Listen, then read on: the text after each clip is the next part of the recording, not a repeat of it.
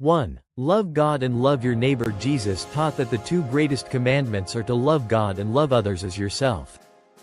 This is the foundation of all goodness. Matthew chapter 22 verse 37-39. Love the Lord your God with all your heart and with all your soul and with all your mind. Love your neighbor as yourself.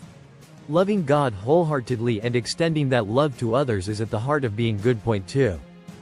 Practice forgiveness. Jesus emphasized the importance of forgiving others, even those who wrong us. Forgiveness restores peace and leads to a pure heart. Matthew chapter 18 verse 21-22. Then Peter came to Jesus and asked, Lord, how many times shall I forgive my brother or sister who sins against me? Up to 7 times? Jesus answered, I tell you, not 7 times, but 77 times. Forgiveness should be limitless, reflecting God's forgiveness toward us. Point 3. Show compassion and kindness. Jesus often showed kindness to those in need and taught that we should do the same, especially to the poor, the sick, and the marginalized. Matthew chapter 25 verse 40.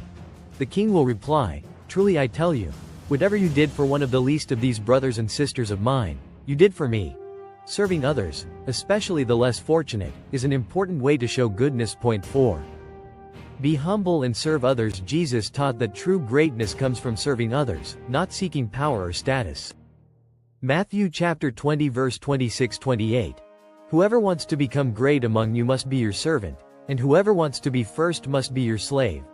Just as the Son of Man did not come to be served, but to serve. Humility and a servant's heart are key to living a good life. Point 6. Pursue peace and reconciliation. Jesus taught that we should work toward peace and reconciliation, even with those who oppose us. Matthew chapter 5 verse 9. Blessed are the peacemakers, for they will be called children of God. Being a peacemaker brings us closer to God and helps build a positive world. Point 7.